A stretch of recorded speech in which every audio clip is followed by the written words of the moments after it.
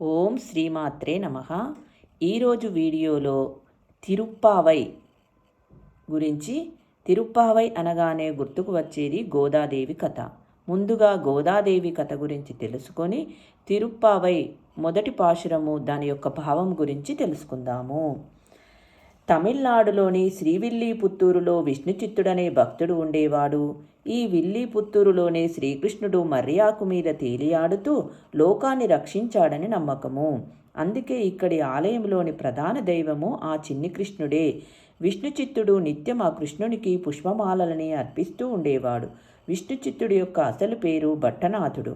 నిరంతరం ఆయన చిత్తము విష్ణుమూర్తి మీదనే ఉండేది కాబట్టి ఆ బిరుదు దక్కింది. ఆయనను విష్ణు భక్తులైన అల్వారులలో ఒకరిగా ఎంచి ఆయనకు పెరియల్వార్ అంటే పెద్ద అల్వార్ అన్న గౌరవాన్ని కూడా అందించారు.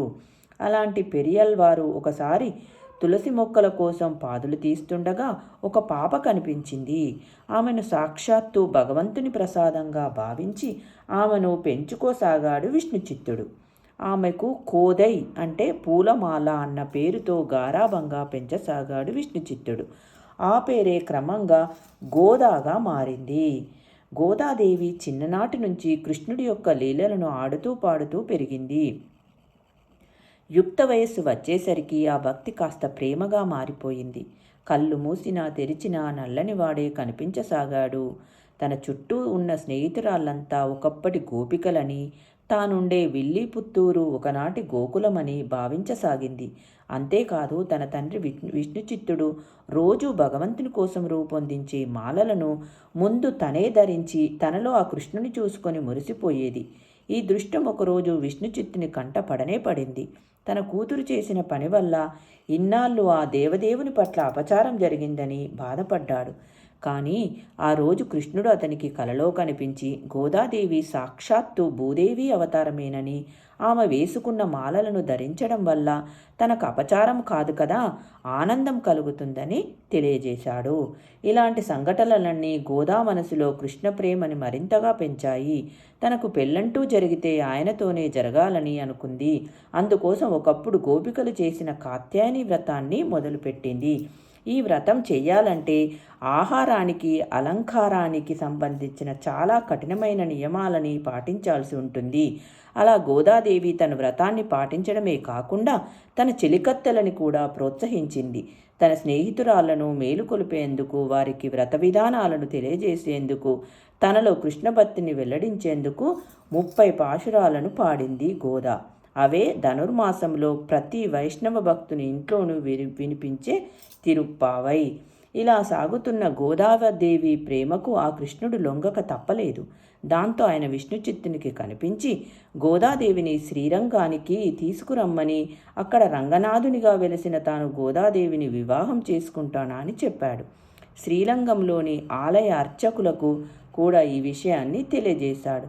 కృష్ణుని ఆదేశాలను విన్న విష్ణుచిత్తుని సంతోషానికి అవధులు లేకుండా పోయాయి. వెంటనే గోదాదేవిని విల్లీపుత్తూరులోని ప్రజలను తీసుకొని శ్రీరంగానికి బయలుదేరాడు. అక్కడ వారి రాక గురించి ముందే తెలిసిన అర్చకులు వారిని ఆలయంలోకి తీసుకువెళ్లారు. పెళ్లి కూతురిగా గర్భగుడిలోకి ప్రవేశించిన గోదాదేవి అందరూ చూస్తుండగా రంగనాథునిలో ఐక్యమైపోయింది. ఇదంతా మకర సంక్రాంతికి ముందు భోగి రోజు జరిగింది. అందుకే ప్రతి వైష్ణవాలయంలో భోగినాడు గోదాదేవికి విష్ణుమూర్తితో కళ్యాణం జరుగుతుంది. ఓం శ్రీమాత్రే నమః. ఇప్పుడు తిరుప్పావై మొదటి పాశురము దాని యొక్క భావము తెలుసుకుందాము. మార్గలిత్తింగల్ మది నిరంద నన్నాలాల్ నీరాడ పోదువీర్ போதுமினோ நேரிலையீர் ஷீர்மல்கும் ஆயிபாடி செல்விச்சிர் மீர்கால் கூர்வேல் கொடுந்தால் இளன் நந்த கோபன் குமரன் ஏரா நந்த கன்னி யசோதை இளஞ்சிங்கம் கார்மே நிச்சங்கன் கதிர்மதியம் போல் முகத்தான் நாராயணனே நமக்கே பறை தருவான் పారోర్ పుగలప్పడిందేలో రేంబావాం. దీని యొక్క భావము, సుసంపమైన గోకులములో పుట్టి సుశోభితులైన గోపికలారా, మార్గశిర మాసము ఎంతో మంచిది. వెన్నెలను కురిపిస్తుంది, చాలా మంచి రోజులివి.